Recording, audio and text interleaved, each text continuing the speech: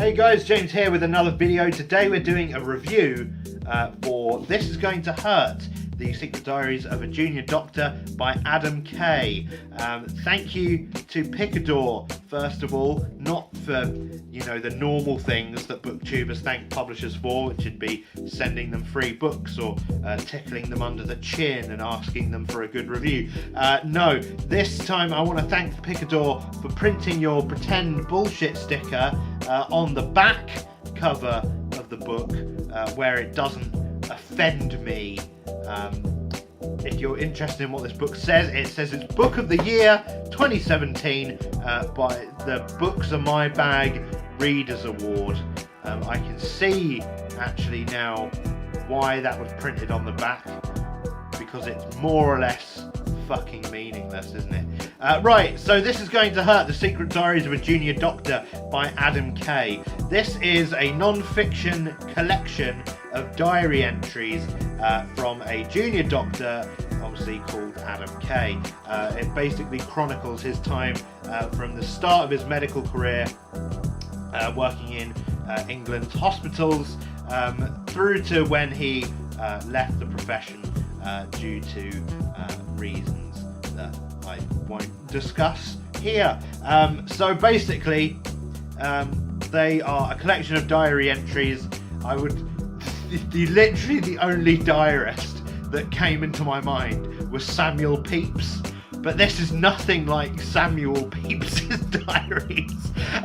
So yeah, basically the book is set out. It has, each section has like an introduction by Adam Kay where he provides some context for sort of what we're about to read, and then it's really just a collection of his diary entries, which are essentially little anecdotes just about his day or things that are going through his head at the time. In the NHS, doctors in hospitals especially are encouraged to do what is known as reflective practice,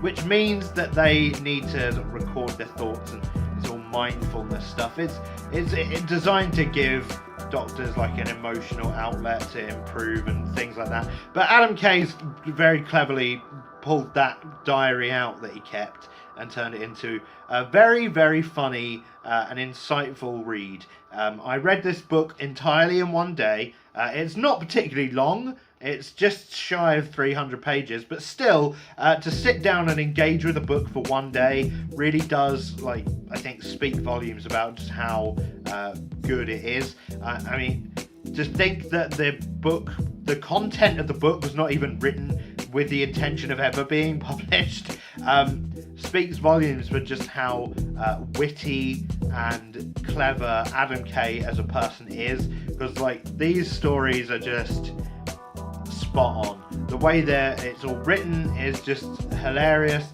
It's straight to the point, nothing really drags on. It's really hard to review non-fiction books.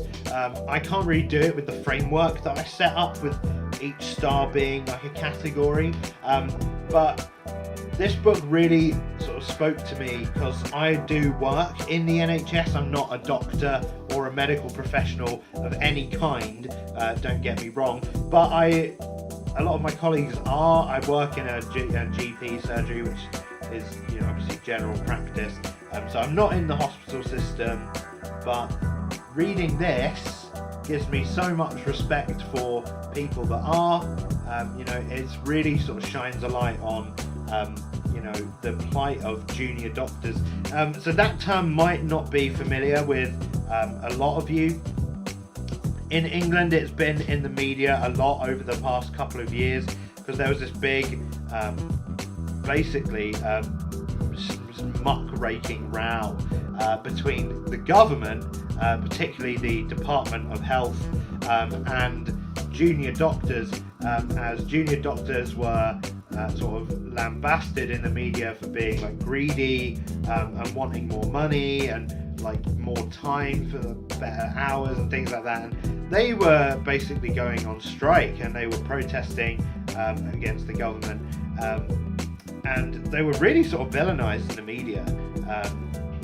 And reading this, That is so unfair.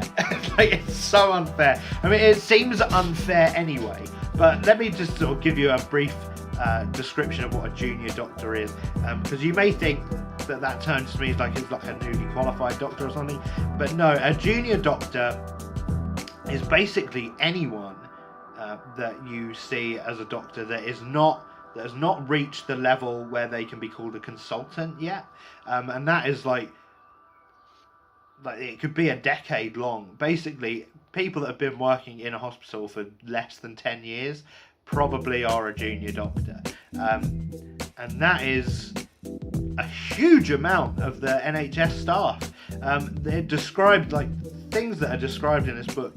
Junior doctors are often left on their own in charge of entire wards, sometimes the entire fucking hospital. They'll be on call just on their own at all times of the night. They work terrible hours, they receive terrible pay. It's a really tough job, really, really hard, and they're getting shafted, basically, junior doctors. But this book is like the voice of junior doctors, I guess, in a way. Stephen Fry says it's painfully funny, and Jonathan Ross says it's heartbreaking. When I read that on the front cover, I thought those were two directly contradictory terms, but it turns out that they are both correct. At times this book is tragic, at times this book is absolutely knee-slappingly hilarious. You will despair for the ineptitude of some people that work in the NHS. You will feel anger and distress for others, and you will have your heart broken, and you will laugh all at the same time. I highly recommend reading this if you are at all interested in like the state of English healthcare. I suspect this will be more pertinent to people that do work in healthcare, but it also has some incredibly funny patient anecdotes of people being weird and putting weird things in their vaginas. So if you're interested in all that, give this book a look. I highly rate it. It was very engaging, very interesting read, and I learned a lot from it. So that's all you can really say about a non-fiction read. So there you go. I'll see you next time. Bye.